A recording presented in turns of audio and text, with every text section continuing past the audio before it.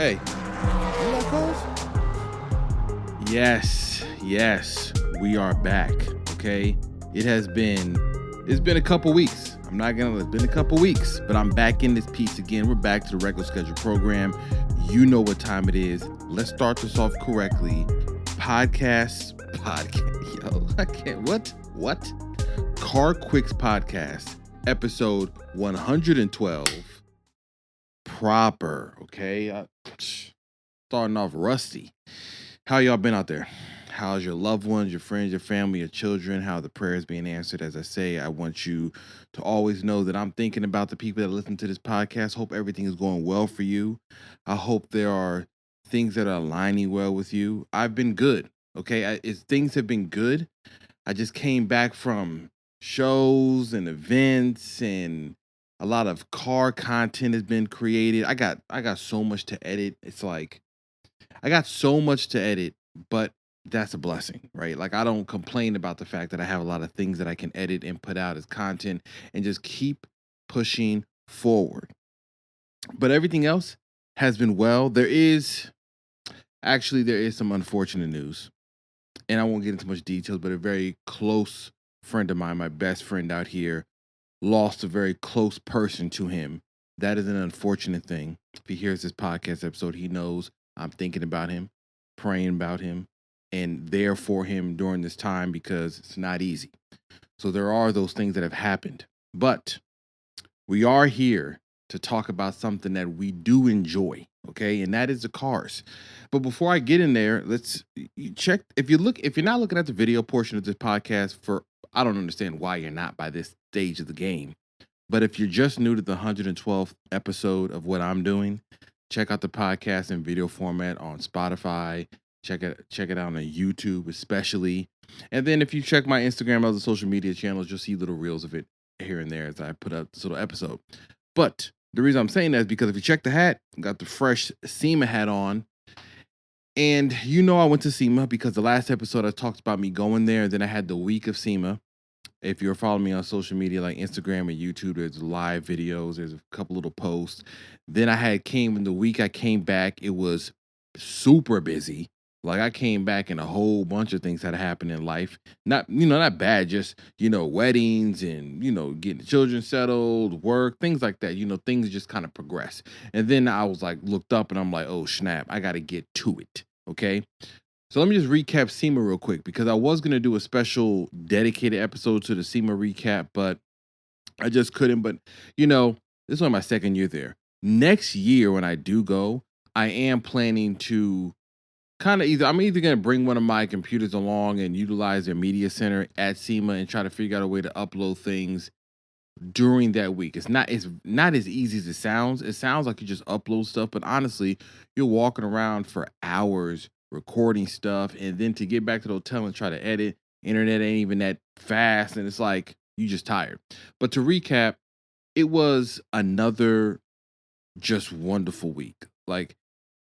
And the reason why I say this is because from the outside, I know we live in a society now where it's very easy to nitpick and critique and say how things weren't what they used to be, or they're dying, or it's not what it is. It's not that great. I too can fall into the same trap. I too can look at something and talk about the glory days of something. Maybe I didn't experience it, but maybe I hear the stories from other people, and maybe I use that as a catalyst for the reasons why I feel a certain way about a show. And the reason why I say that is because after the SEMA show, you get a lot of posts of people saying SEMA ain't what it used to be, this and that. And I'm like, I wasn't there for that time. I remember looking at the coverage. I remember looking at videos. I remember looking at people talking about their experience there, and I just wasn't there for that. I'm here now.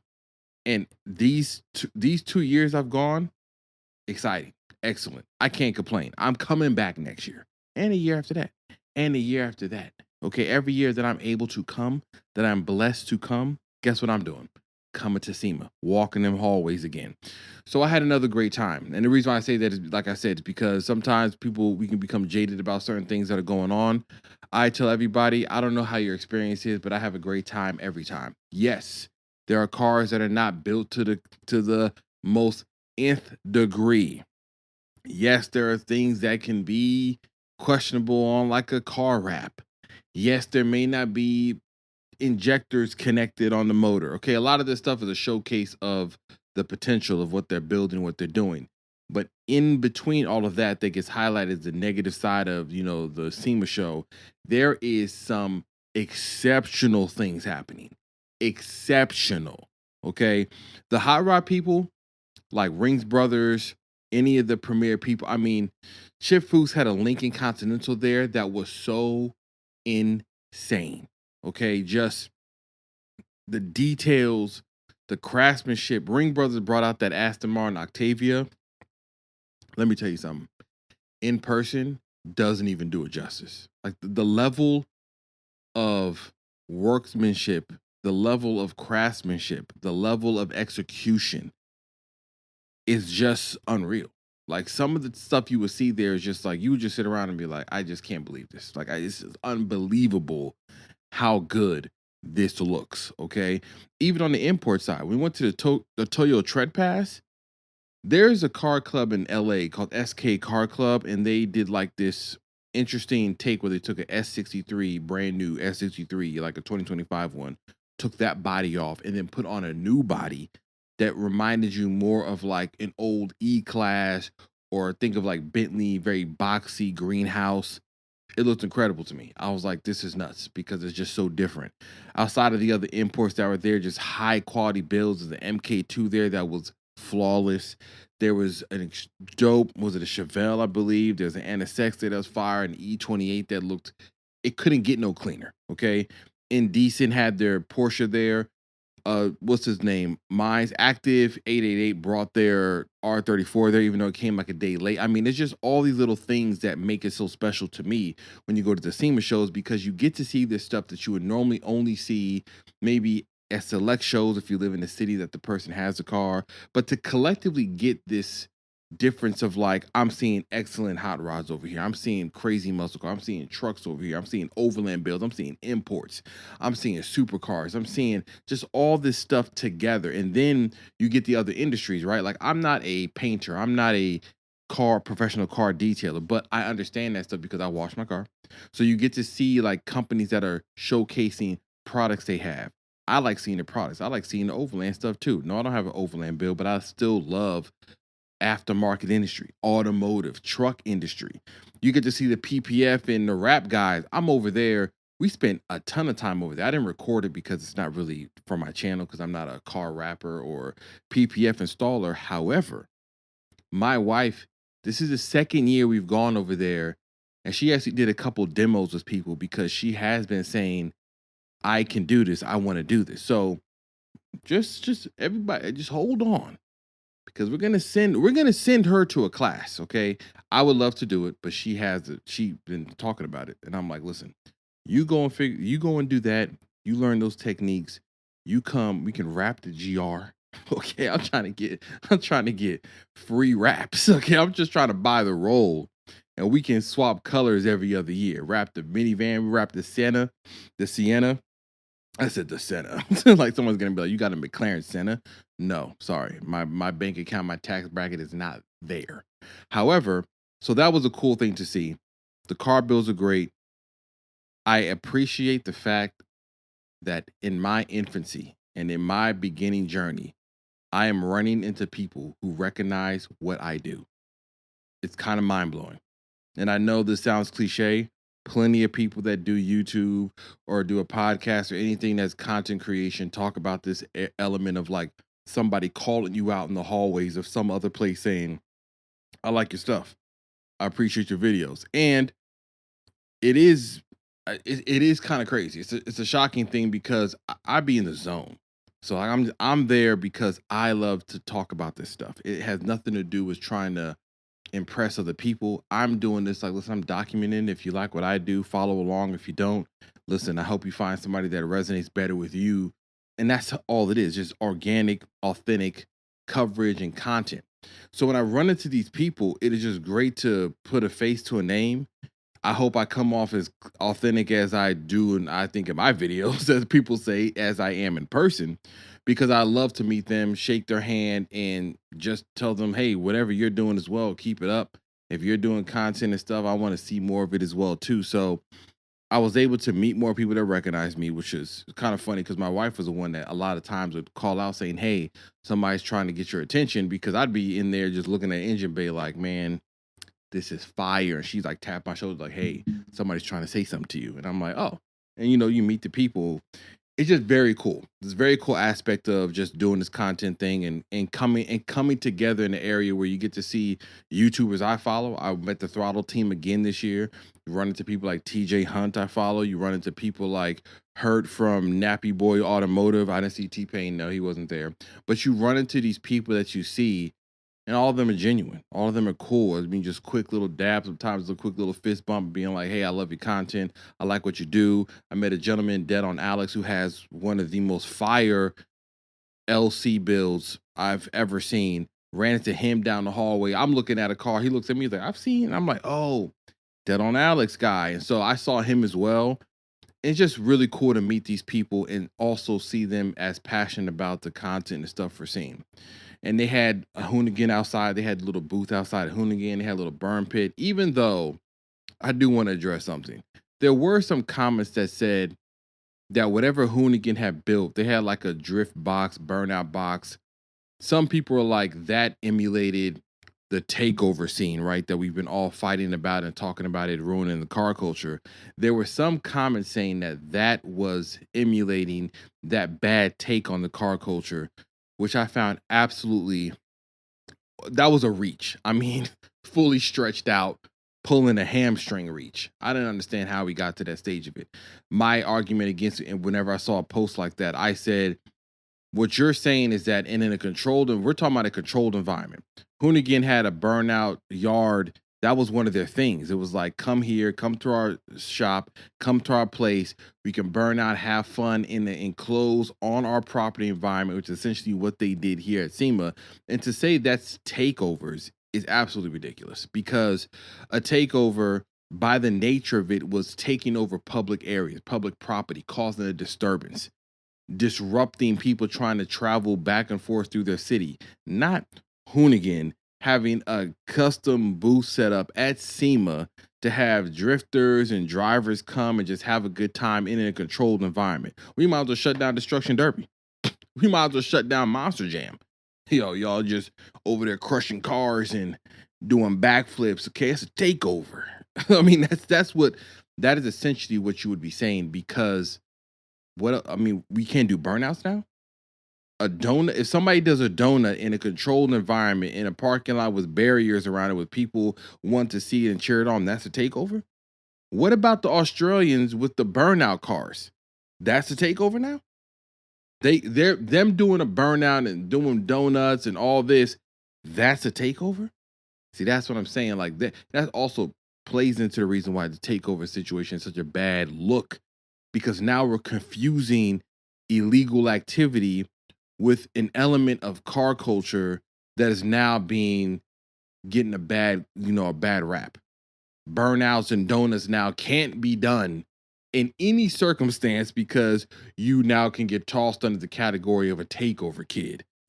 Craziness. Okay, I don't agree with any of those statements or any of those takes that people had. They're welcome to have that opinion. I just don't see how we got there from the idea of what we've been talking about when it comes to a takeover, but I digress.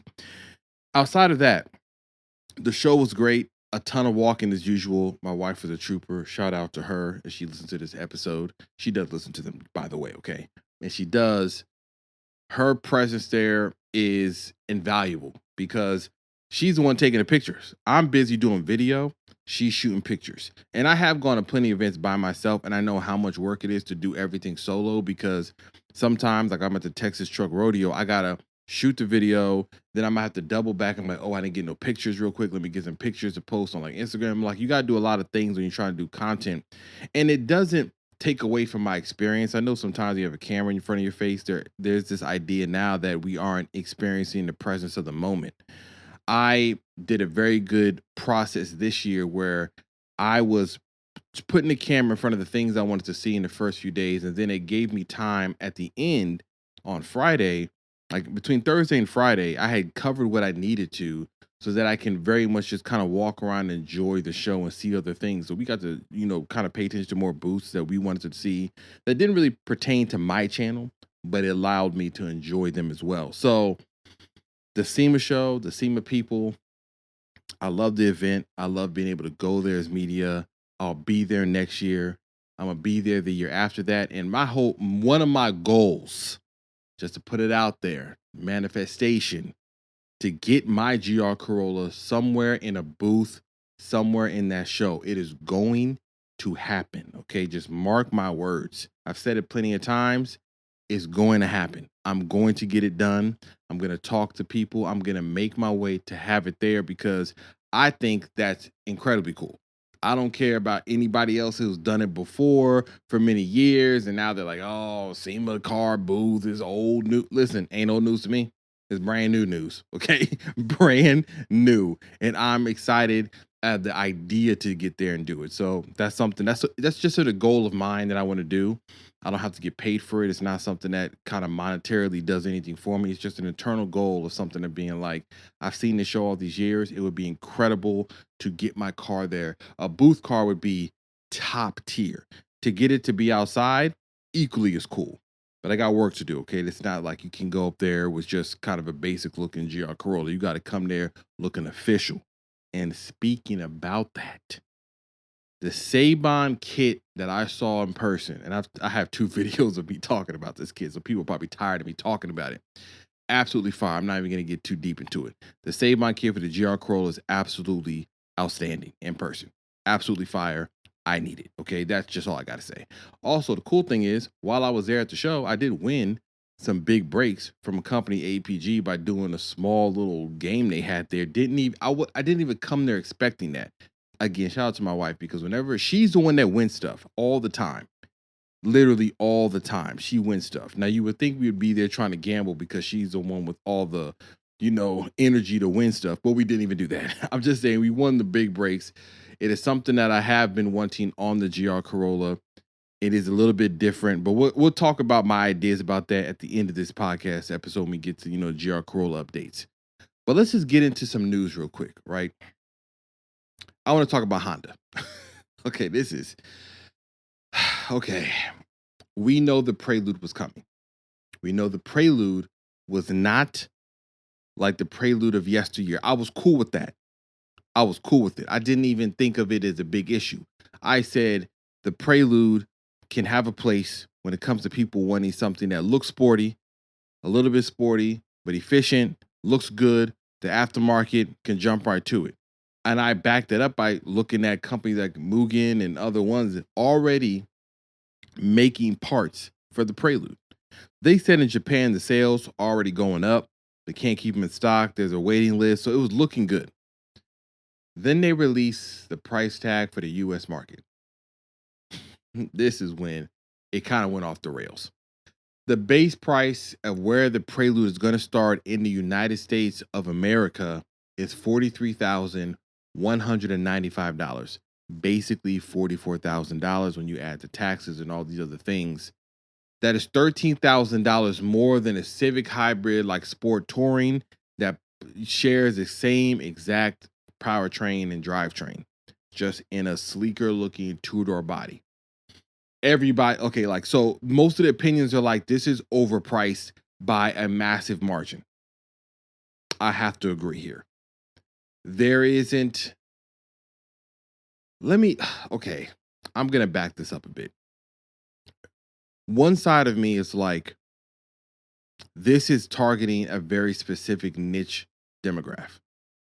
So in that case, whatever the price is from whatever research Honda has done, maybe it makes sense, right? From the standpoint of somebody who is looking at Honda as a inexpensive or a properly priced place to get an engaging, fun car, this price point is a little crazy because you're breathing on Civic Type R. Now, the other thing I was going to say is I don't think anybody that's looking at a Prelude is cross-shopping it with a Civic Type R. I feel like Civic Type R people were already going to get a Civic Type R regardless of the Prelude being out. So then it becomes this interesting thing where it's like, okay, who is a Prelude trying to target? Like I said before, I think it's aimed at, I want something that looks sporty, that isn't overly expensive, and I'll get to it in a second. I know because 44,000 is expensive. That is efficient and fairly sporty. Think of it like the old ways of like a sports coupe. Like there's a V6, like Accord sports coupe. And I know, see, that's the thing. This price makes this difficult to kind of like bring in this idea without people being like, I hear what you're saying, CarQuicks. I hear you.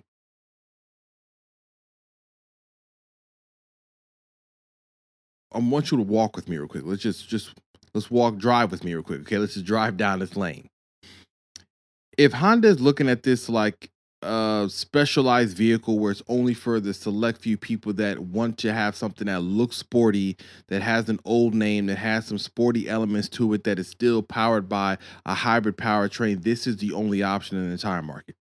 And it has nothing to do with the price point at $44,000.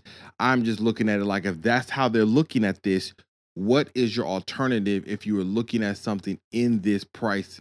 If not even in this price, if you're looking at something that was this package, 2 doors, sporty looking, efficient, semi sporty. This is a weird category. I know I know what I'm saying, because you could argue like the old Lexus RC would have been a better option, right?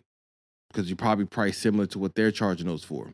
Nobody else has a coupe. There is no Accord coupe anymore. If you go over to Hyundai or Kia, there's no coupes. Okay, you can't get any there.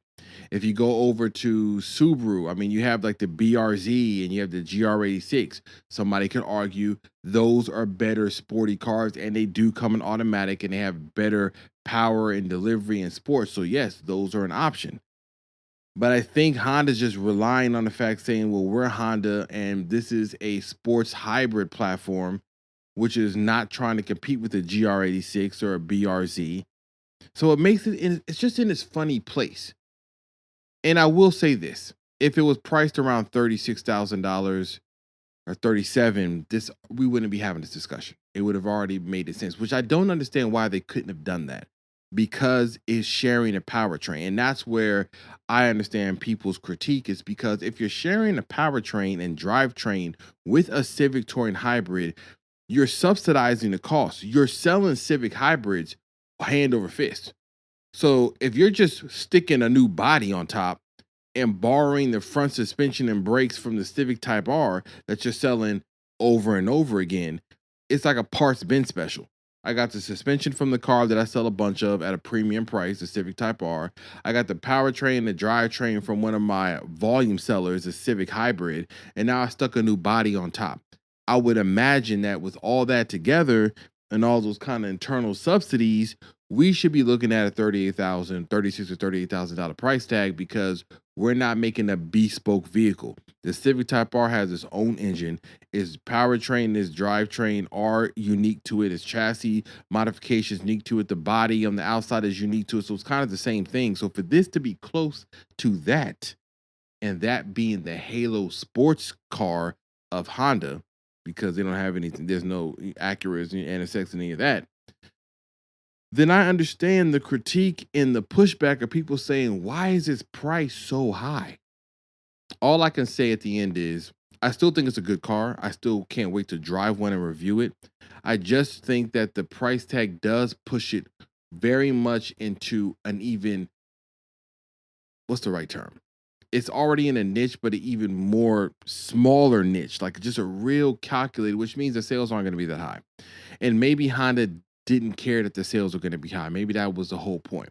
If they make a Type S version of this that has like 250 horsepower or 260, I mean, what are we talking about?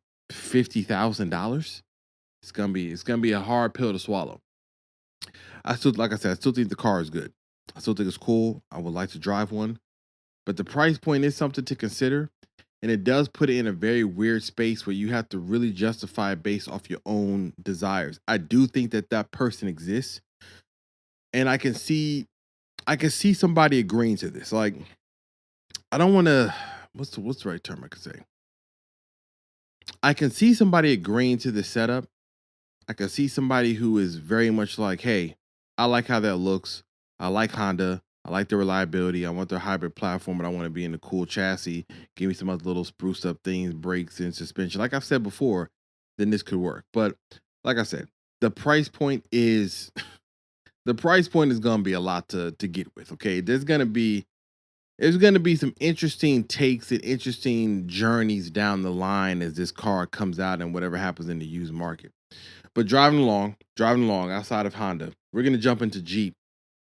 Jeep showed off a brand new SUV. Interesting SUV, actually. It's called the Recon.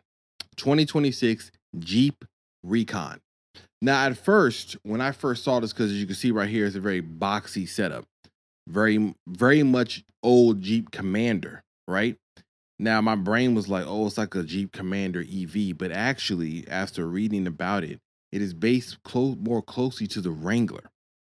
And the Wrangler has a hybrid version. You can get a V8 version. So this Recon is like the EV version of the Wrangler with its own kind of unique styling and unique features. But let's just kind of get into some of the things that make it unique. And while I'm talking about it being a direct kind of competitor to the Wrangler, that was dealing with the size of it. On the drive.com, I was reading an article and they were talking about the wheelbase and the space and inches and how big it is. And they said so just so you know, it's a 4-door only sedan, sedan. Just so you know, it's a 4-door only SUV. There is not a 2-door version, even though I'm mentioning the Wrangler. It's strictly 4 doors. It's 112.9 inches of a wheelbase, which is shorter by 3.8 inches than the Grand Cherokee. See, I thought this was kind of a Grand Cherokee, kind of boxy, not a Wagoneer, not a Cherokee, but you know, the old Commander. It's 5.5 inches shorter than the Wrangler Unlimited as far as the wheelbase goes. See, that's interesting. Now that seems like even more compact, like a Jeep Compass. Continuing on, the overall length is a different story. It is 0.2 inches shorter than a Grand Cherokee from nose to tail, 4.9 inches longer than the 4-door Wrangler. See, it's in this weird space where it's like wheelbase is small, body is large. So it's in this place. It's like in between a Grand Cherokee and in between a Wrangler, but it's EV only. And so because it's EV only, we have a couple things that kind of play into performance. It's based off the Wagoneer S. It shares that same chassis and battery architecture, 400-volt system, 94 kilowatt hour battery, 650 horsepower, 620 pound-feet of torque, similar to the Wagoneer S, 0 to 60 in 3.6 seconds, top speed of 112 miles an hour. I will say this, though. A boxy Jeep that looks like this, 0 to 60 in 3.6 seconds, was never on the buyer's mind. The top speed at 112, I don't know why my brain is like, that's low. Because it's like, why are you doing 112 miles an hour in a boxy Jeep, huh? Like, just chill out. It has to be my Texas-based brain and how we moving on I-10 and 45 and 59. Like, you can tap the 112 on I-10, like, very easy. Okay, how traffic moves. That's all I'm gonna say. Anyways, it has a 250-mile range. If you have the standard edition, there's a Moab edition, which has 230 miles because it has much bigger tires. It has DC fast charging, 80% battery in 28 minutes, or it can provide up to 100 miles in 10 minutes. And that's kind of like the drivetrain, right? Now, I do think it looks cool, though. I do think the reason why I was saying Jeep Commander is because my wife had a Jeep Commander back the day when we were dating. Guarantee when I show her this picture, I'm like, look at this new Jeep. She's gonna be like, oh, that's all of me, because she likes boxy Jeeps. And so that looks to me like the old Commander, right? And it's probably within the same sizing of it. If I didn't look up the wheelbase on those two things, but knowing the size of the Commander and looking at how big the Recon looks, I wouldn't be surprised if it's fairly close. So the only thing I can think of when I'm looking at this release was that the mileage was fairly low. And the reason why it's low is because this starts at $67,000. Now, that is where all of this becomes very interesting. I believe that this was probably something that was the previous regime of Stellantis. I do not believe that this was something that they just brought up new. They have been talking about this from what I've read for many years. I just kind of missed it, or maybe I read it and just stopped paying attention because it took so long to come out. But $67,000 is a steep price point. 250-mile range is fine, but it still feels fairly low and fairly out of the reach of the current genre of EVs, especially EV SUVs that have a better price point. And this is kind of targeting the off-road type of thing. And that's where it gets interesting to me, because off-road to me means I'm going somewhere that is off the beaten path. And that tells me that there's no charging station over there, okay? If I drive the Jeep Recon to Big Bend, at some point you can charge going across there because you crossed in Texas and there are superchargers there, and it has the supercharger ports, it has a regular port for AC charging as well. So I have all the access I need. But once I get into the Big Bend area, you probably have a limited charging structure, in my belief. I could be totally wrong, but I'm just saying, if you're going off-roading, I'm going somewhere where there isn't convenience. There isn't a gas station. There aren't corner stores. There aren't Tesla chargers. There aren't charging stations. Like, I'm in the outback. I'm in the desert. I'm in the forest. And if this is what they're targeting with things like talking about the ground clearance, has like 9.1 inches of ground clearance, it loses some of that to the Wrangler, which has a higher ground clearance and it can wade through deeper water. This can do up to 24 inches. The Wrangler can do 30 inches.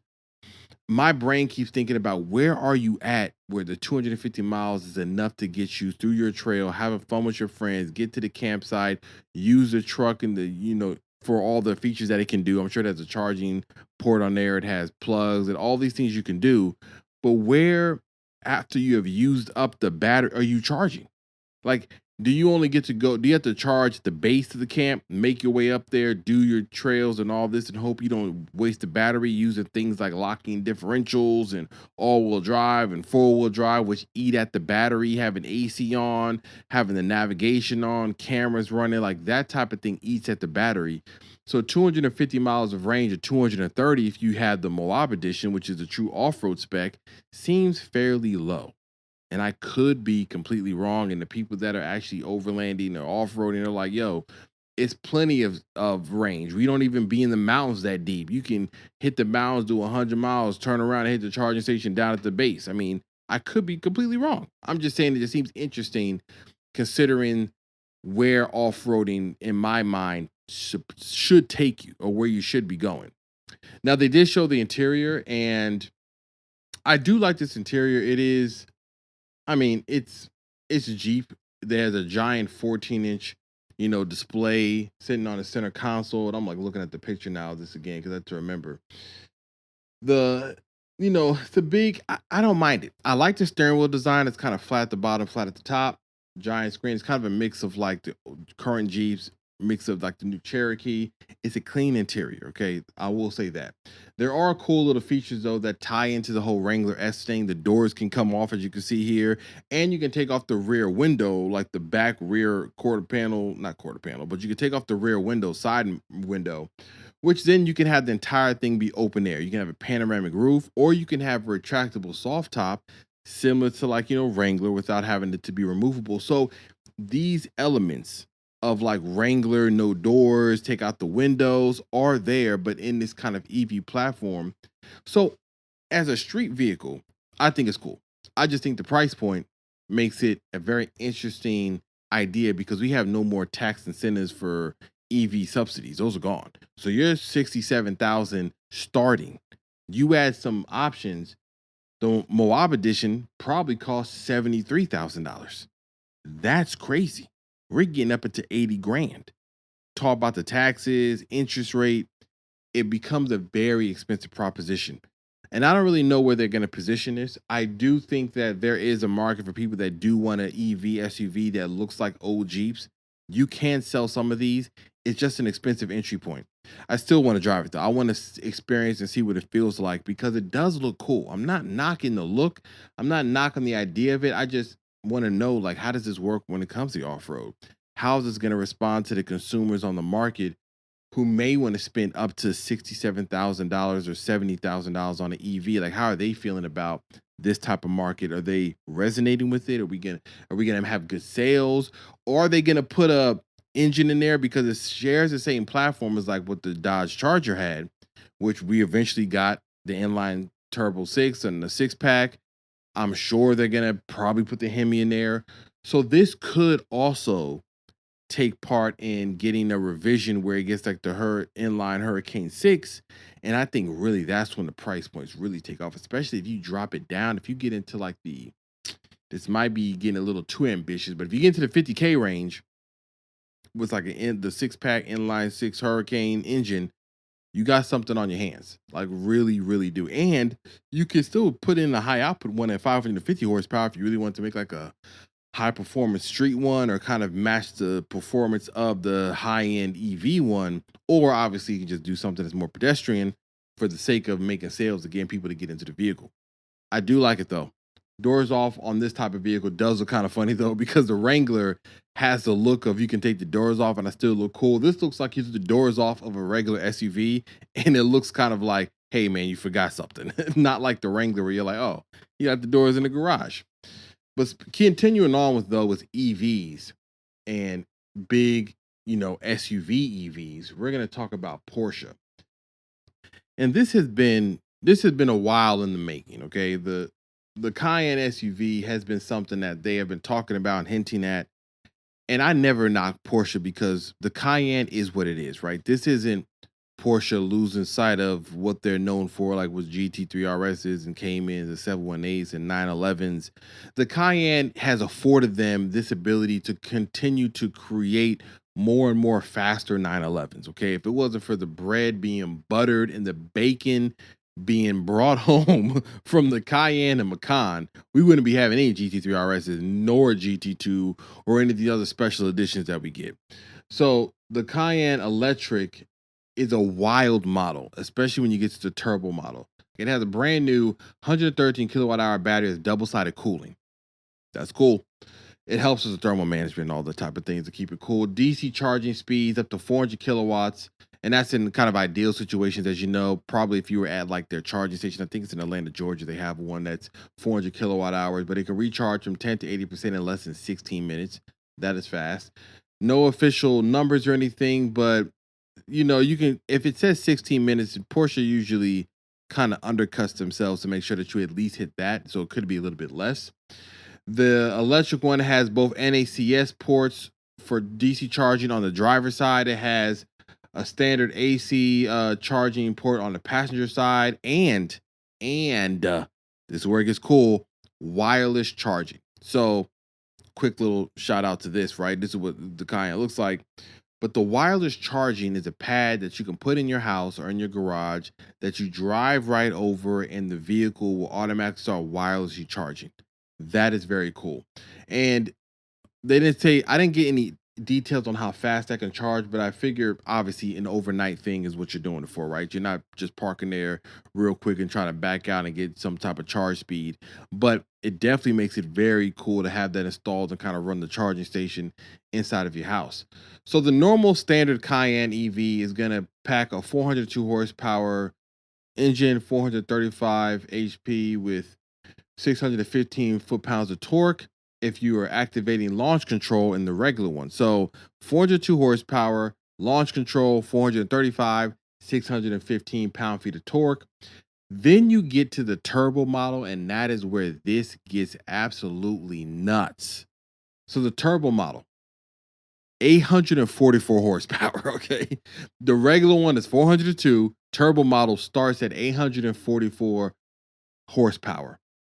If you use a button called push to pass, 10 seconds, 1,017 horsepower. We're not even done. This is already crazy.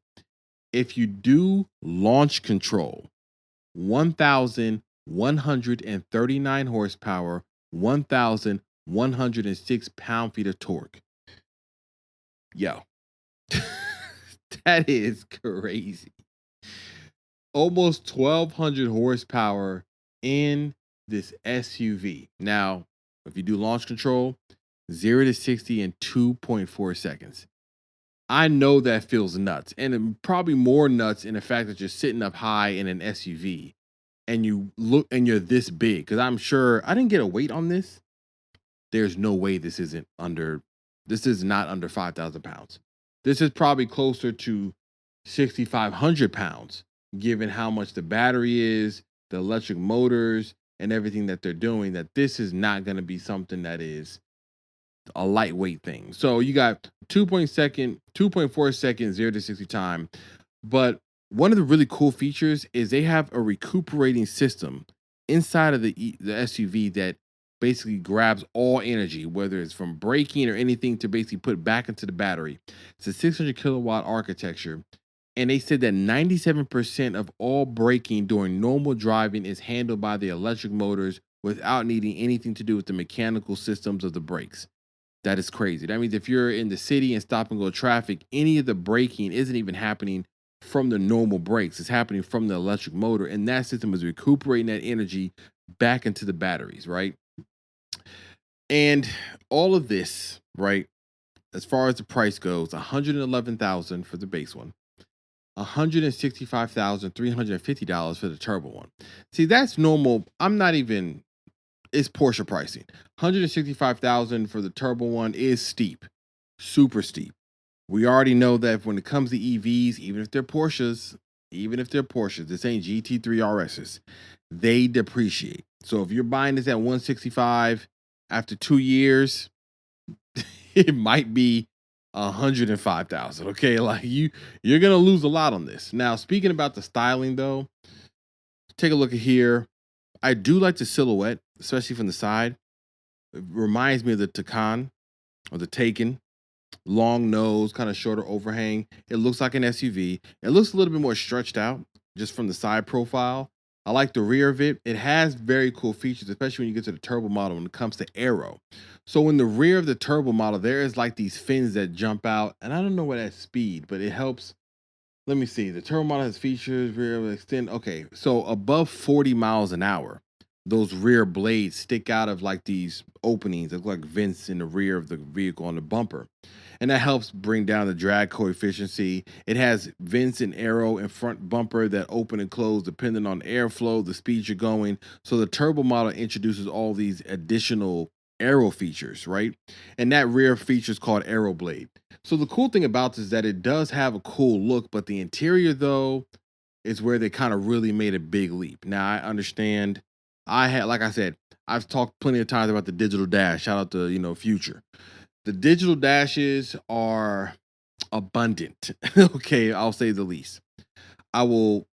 The Cayenne to me is the place where I would accept having multiple digital displays, even though I do feel like a lot of the passenger displays to me, it is a lot. Like I just said, it's just a lot of screen on the dashboard. And I do long for the period of time when we get back to interior design, which it isn't only speaking about a screen being slapped onto the dashboard. However, if there was a point to bring out or a feature to show, is that they did at least bring something new.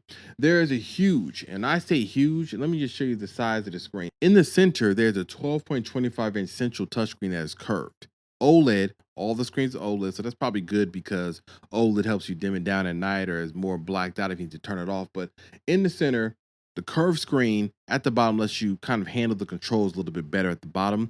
There still is physical buttons because we have learned from many manufacturers that nobody is trying to not have some type of physical button.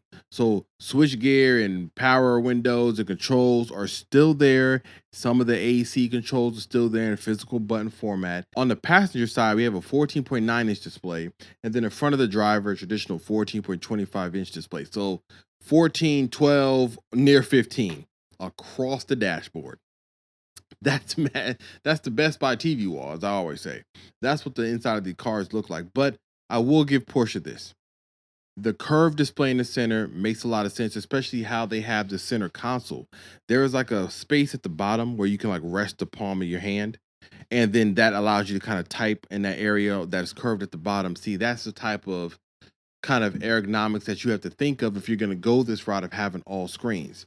As far as like the interior quality, it's Porsche. It looks like the Porsche Cayenne. You know it's going to have proper leather. It's longer and it has bigger space in the rear because it has a longer wheelbase, up to 2.1 inches longer than the outgoing Cayenne. So you have much bigger legroom in the rear.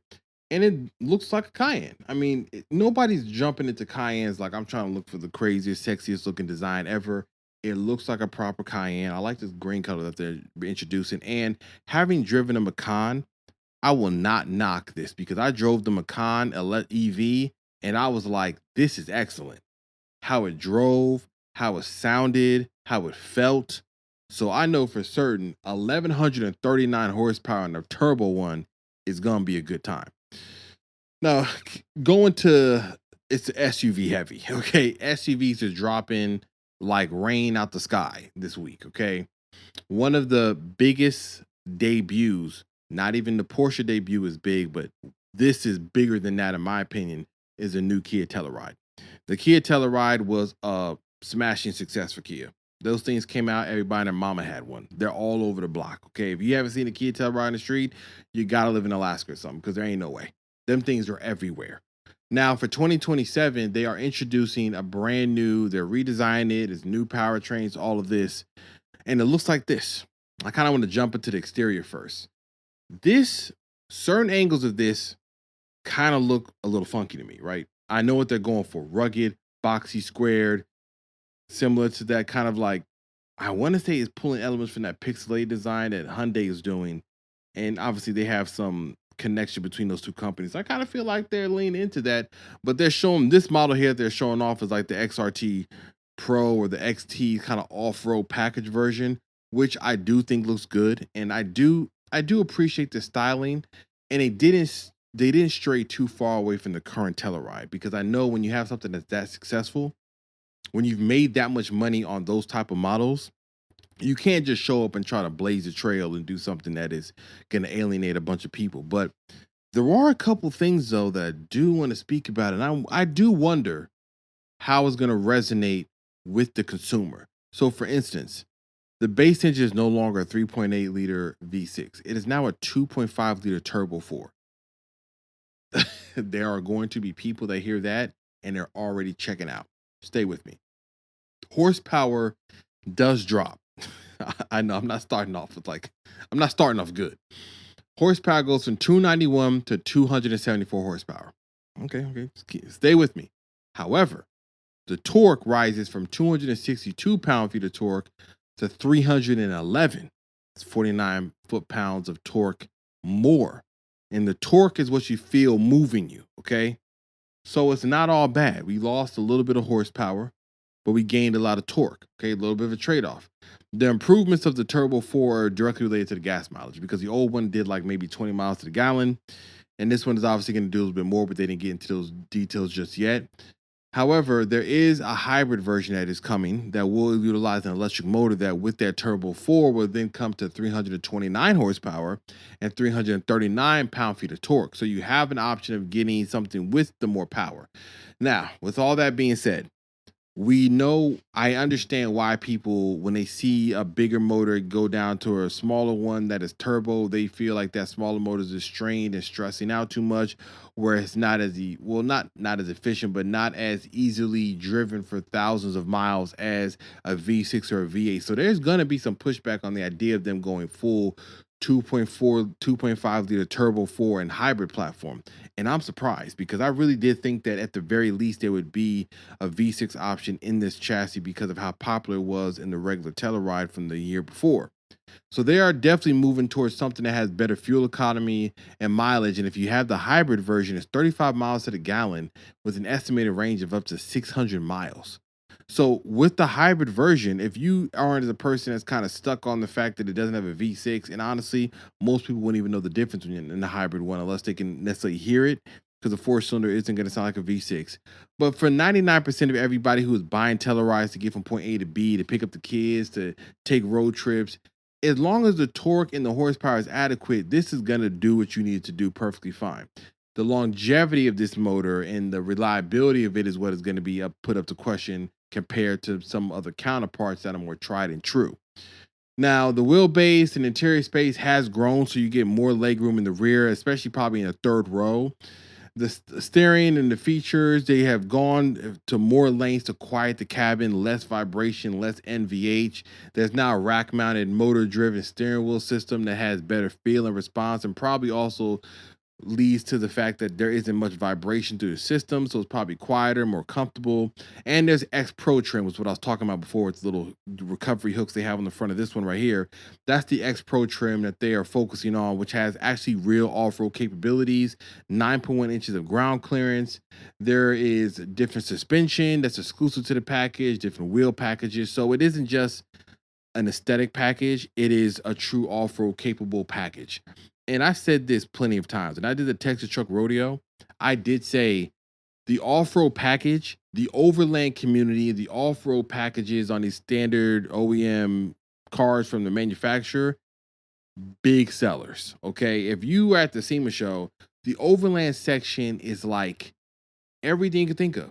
Tents on this, trailers and RVs, and everything you could think of is sitting in that section with trucks outfitted with all these special accessories, Baja design fog lights, roof racks, Pelican boxes, cherry cans, rock slide guards, all these things are sitting on all these cars.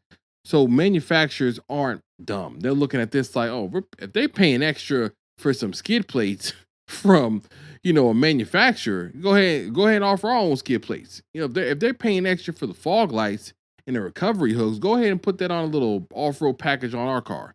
You can go ahead and get that extra money.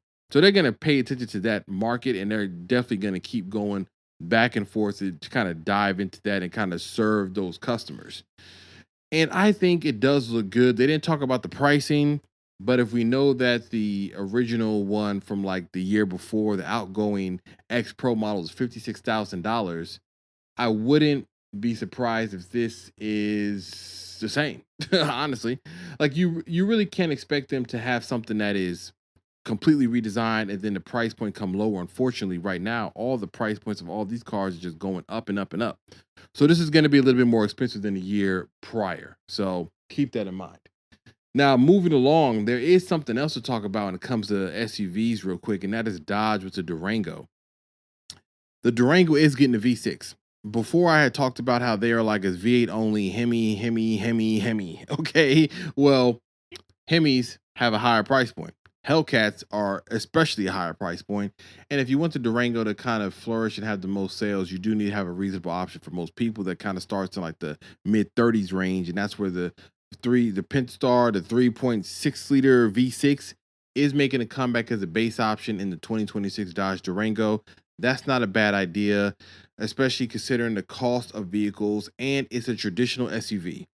We knocked Dodge and Stellantis like, oh, you haven't changed nothing, you haven't done nothing. And then now it's funny because people are kind of leaning back to be like, you know what? It was good. We asked for something and it got digital screens and dashboards and hybrid and EV, and it cost $65,000, and I didn't want that. So now we back to basics. Okay. So there is a place for a V6 Durango. So they're going to offer that as an option too.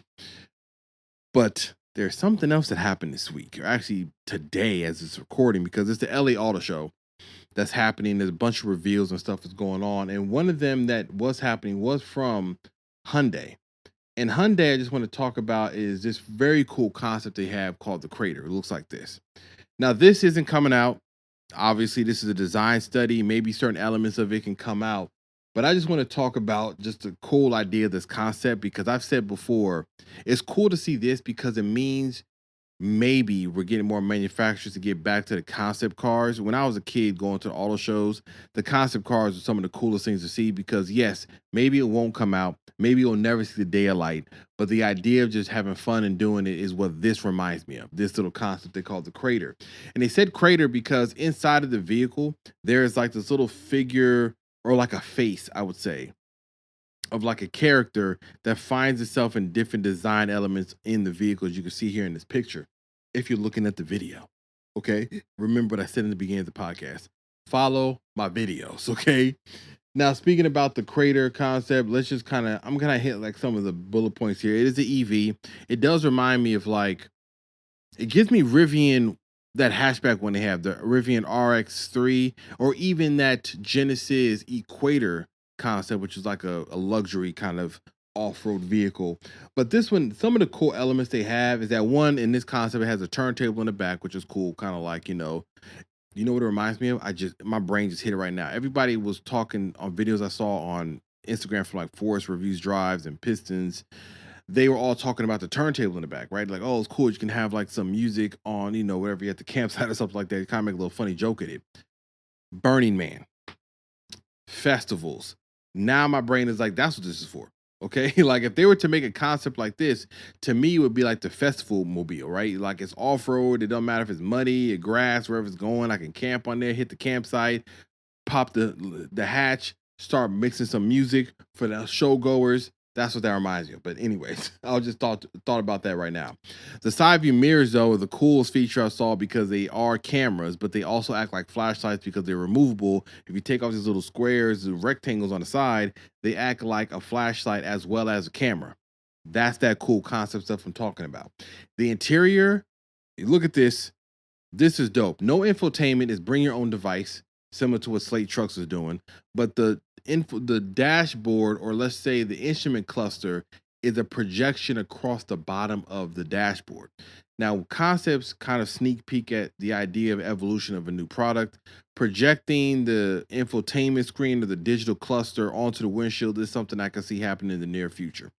But the coolest thing that they had was in the center, there's these big knobs that turn and rotate that activate different drivetrain modes and off-road modes. And on the steering wheel itself are these big giant buttons and like a digital pixelated screen that show you the different drive modes you have. That's those cool design elements. There's even a fire extinguisher in the door. And that little crater face, like if you look at, like there was a video I saw from Forest Reviews. He showed a scene where there's like a switch on the door that almost opened and closed like his teeth, because it's like an equator if you look at it right here in the picture. So that was like cool elements that are scattered around the vehicle. There's like an internal roll cage that has like handprints in different places, which is to signify where you would grab to get inside of the vehicle. And then on the outside with the little recovery hooks, those are actually bottle openers too. So like that type of thing, that's like getting back to having that fun with the concept of like, we're going to throw things out here. Some of the stuff you can kind of see coming to fruition. Some stuff is pure concept and just having fun. And that is what made car shows so fun. So seeing that here at the LA Auto Show and what they made and what they're doing, to me, kind of plays back into that.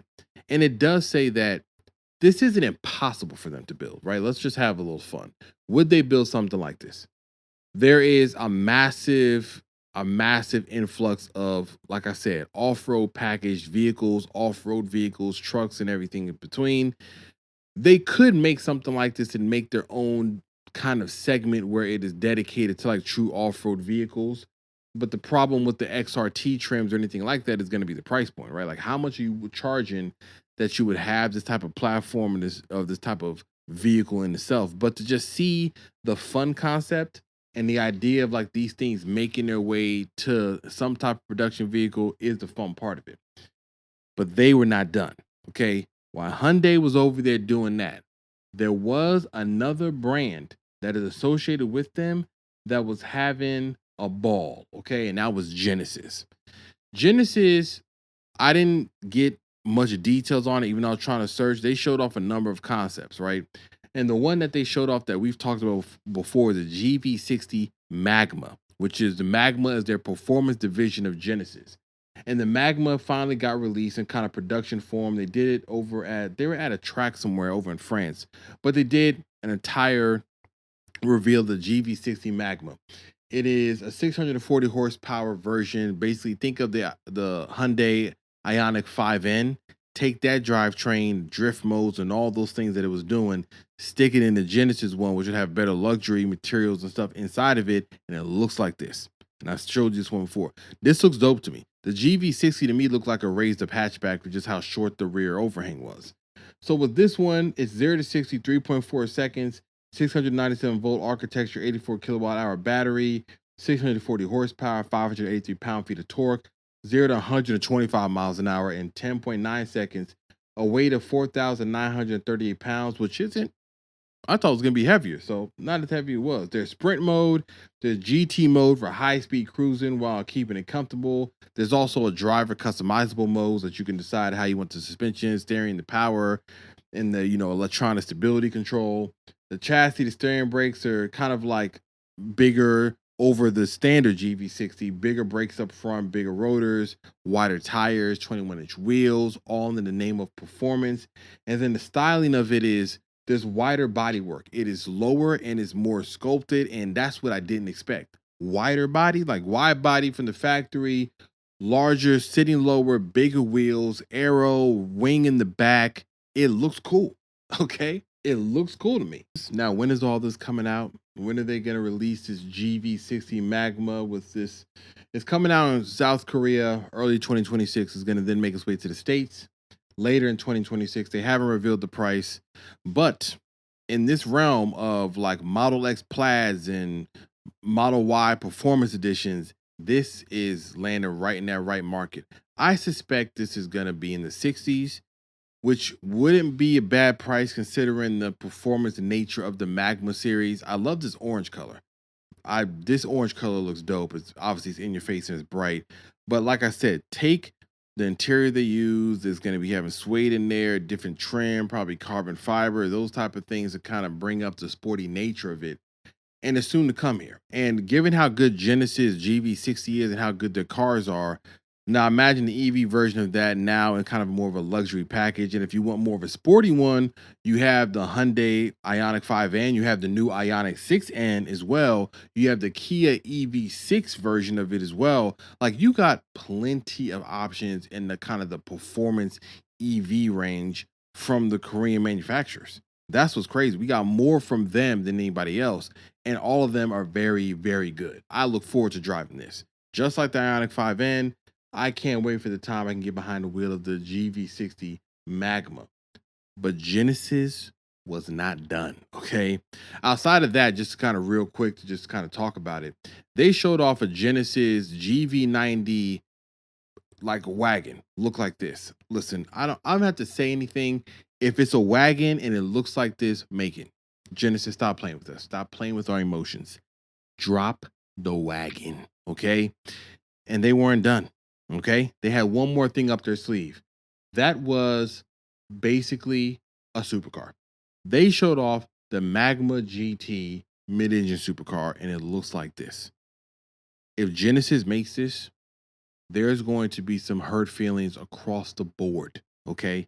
Across the board. The only way you're going to justify saying this isn't dope is by saying you want the pedigree of Ferrari, Porsche, Lotus, and all that. And that pedigree is for real. So don't think I'm saying that there's nothing wrong, that there's something wrong with that. That's true historical pedigree. And that is what Genesis would be up against if they make a vehicle that's trying to aim at the supercars. But however, regardless of all that, this looks absolutely fire. Absolutely fire. So if they decided to make this, I'm game. Okay, I don't know. I ain't gonna have the money for it. This would be $100,000 easy. Okay, easy $150. Given how this looks, and they said it's a mid-engine, like powered by V8, a mid-mounted V8 supercar like this, no hybrid powertrain, no confusion, will get people to pay attention and come and buy it. Trust me on this. You do this correctly, you offer the right type of experience for the buyer, the right type of interior feature, design, and look, you're going to sell some of these. I'm not saying you're going to have people chasing y'all down like the Temerario or maybe a Ferrari, but you're going to have the few people that are looking like, you know what, I got the money. I'm going to try something different right now. Let me go ahead and see what Genesis is doing with that GT Magma. Now, going into another SUV that I found actually pretty funny this week was the announcement of the Nissan Rogue plug-in hybrid that looks like this, dead on like a Mitsubishi Outlander. Now, I thought, I'll be honest, I thought I was looking at AI. Like, I saw this and said, what? Like, why is Nissan rebadging the Outlander, which was like rebadged the drivetrain from a Rogue? Like, this is Inception. Like, what's going on here? But the Nissan Rogue plug-in hybrid looks basically like an Outlander. I mean, Nissan is having trouble and they're making it work. So I'm not mad at them rebadging something like this because most people aren't even considering Mitsubishi. See, the Outlander to me is a very good SUV, and I drove it at the Texas Truck Rodeo event with somebody from Mitsubishi explaining the all-wheel drive capability and how it worked, and we went on an off-road course, and it was amazing. But people still aren't paying attention to what it's offering and what it's doing. So if Nissan and Mitsubishi can come together to have some type of way to make their profits even better, I'm all for it. So yes, it may look like the Outlander, like a baby version of it, but the car is good. So if the car is good and you have a plug-in hybrid and Nissan doesn't have to go and try to recreate the wheel and get people to come in and get some sales and get some good business, then I think it all makes sense. And it's maybe something that more manufacturers should try to do if they're in hard times. Like, listen, partner up with somebody. Toyota's already been doing it with BRZ, with the Subaru, and they did it with BMW with the Supra. So Toyota has been a master at saying, hey, we want to introduce some other new car, but we're going to partner up with somebody to offshoot some of these costs and get us over the finish line. So for the Nissan, a lot of this is let's introduce something that can at least be a plug-in hybrid, maybe can resonate with some of the consumers. People are going to come and buy it, give us some new model on the showroom floor without us having to try to reinvent the wheel, because they got a lot of things they have to correct that were done wrong. So this is kind of a good idea. I found it funny that it was like, oh man, this looks just like the Outlander. Some of the quick specs are it does have 248 horsepower, and a little hybrid platform powertrain, and it does get up to 38 miles of electric only range, which isn't bad. 38 miles is decent. Like, there are some people whose commute to work is not even 38 miles. So you imagine with this type of plug-in hybrid, you can just travel to work, come back, and never touch the gas of it, only when you're going for a longer distance. And performance of it is decent. Like I said, 248 horsepower motor, 332 pound-feet of torque. You got all-wheel drive. 0 to 60 is like 6.6 seconds or something like that, which is decent. It's nothing. This is not trying to be some GV60 Magma, okay? Interior is good looking from this picture. This is more of the higher trim one, but like I said, the Mitsubishi one did not have a bad interior. So if Nissan just got to put their badge on things, then go ahead and go for it. Some of the features you get is a Yamaha sound system, up to 12 speakers. That's going to sound good. You also get a 9-inch touchscreen, and the Platinum trim gets a 9-speaker Bose sound system as well, too. So kind of moving up. You get Apple CarPlay, Android Auto. You get a 12.3-inch digital cluster. The Platinum trim gets a 10-inch head-up display, wireless charging. There's a 220-volt, 1,500-watt power outlets. That is good. There has 12.8 inches of cubic feet for cargo behind the third row, 30.8 inches of cubic feet with the third row folded. So you get third row options as well, too, because like I said, it's based off the Outlander. And just the overall idea of it. And the sales start in early 2026. They haven't announced real pricing, but the Outlander version of this starts at $42,000. Though Mitsubishi will price it much better than probably Nissan, because Mitsubishi doesn't have the same. They're fighting for the same amount of sales as well, too. So they're going to price it a little bit lower. Now, I don't know what it's going to cost, but they expect it to be around 49,000, which is it's a little high. If the Mitsubishi one is 42,000, I really think that Nissan should look at coming in like 45, 46,000.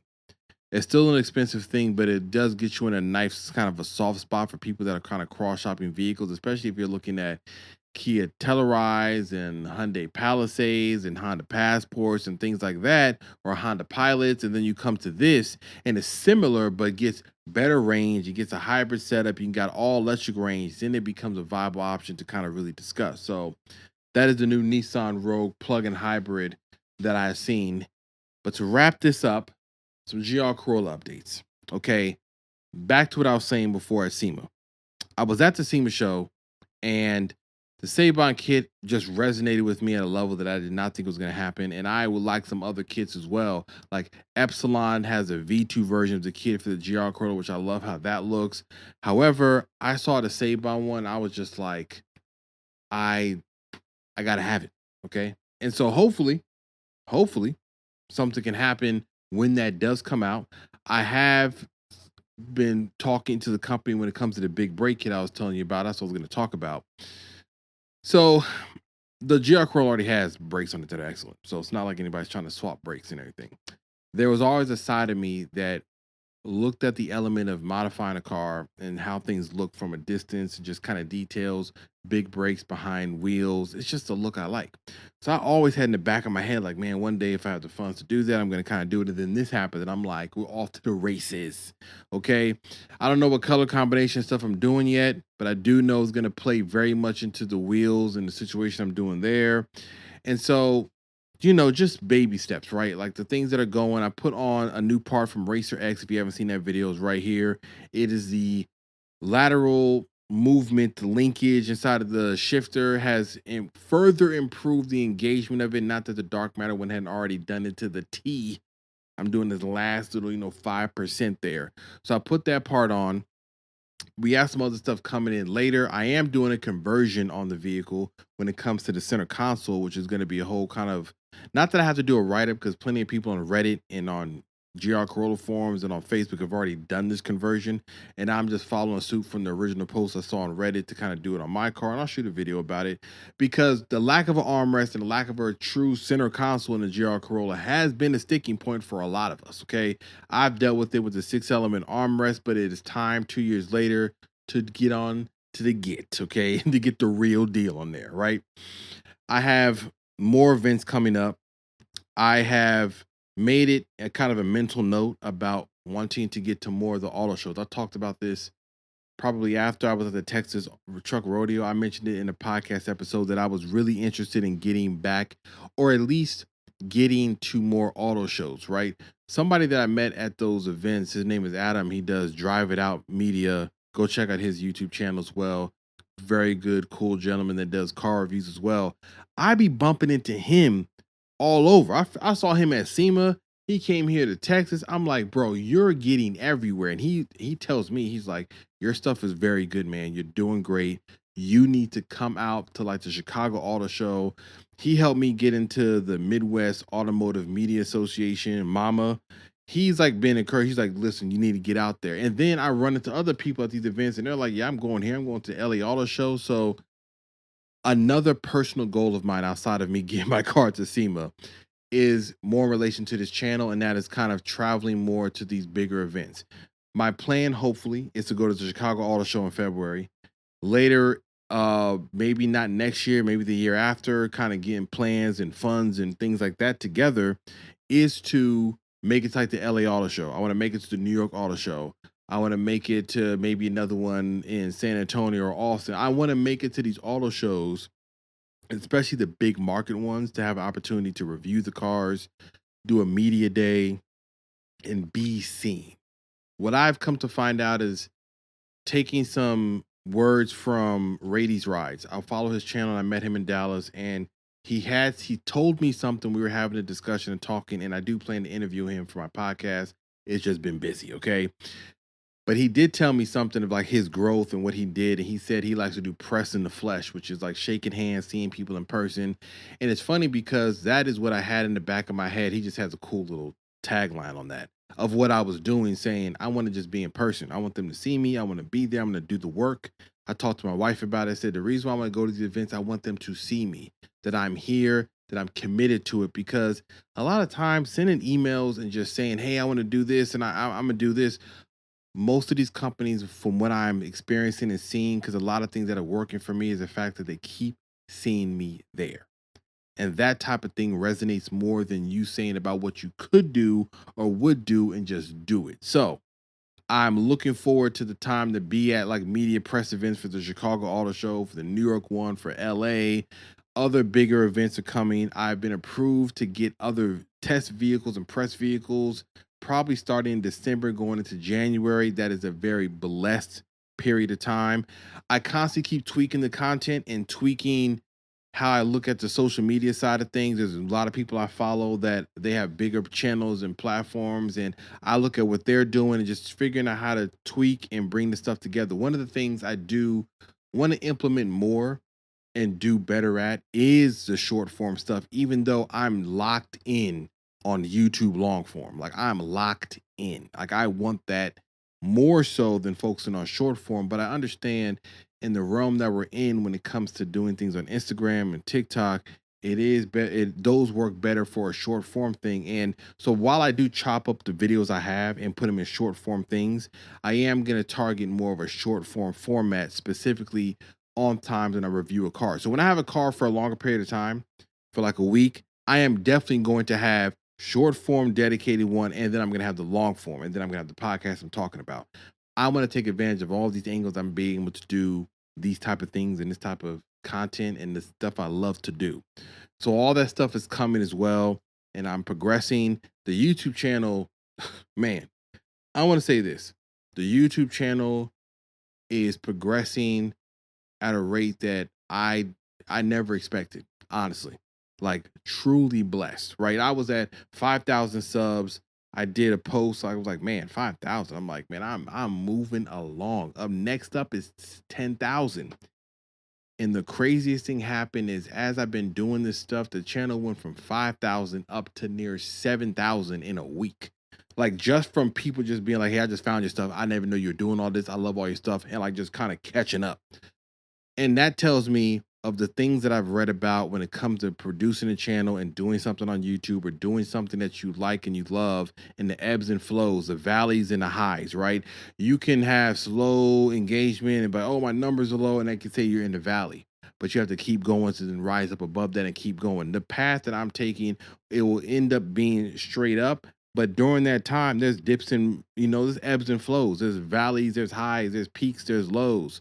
And that's fine, because there are times when I post up a bunch of stuff and the views are low, but I never look at that. I'm not like, I don't care. You're going to see me every single week. You're going to see my podcast. You're going to see my videos on the GR Corolla. I'm going to be a premier spot for the GR Corolla modifications. Then the TikTok channel is going to kind of switch and tweak to probably more products that I use. The Instagram thing is going to get tweaked and changed. YouTube is going to focus on this podcast, the GR Corolla build, the car reviews, the car shows, the car vlogs. Is CarQuicks, okay? Thank you. Now, let me get out of here. I'll give you guys your evening back or whatever you're doing, listen to this podcast, and I thank you for that. And as I say every week, do as you wish and do as you may. Thank you for joining me for another episode of the CarQuicks podcast. I will not be this late next week. You may just get a surprise one right behind this. You never know, okay? But until then, I'll see y'all around. Have a good one. Peace.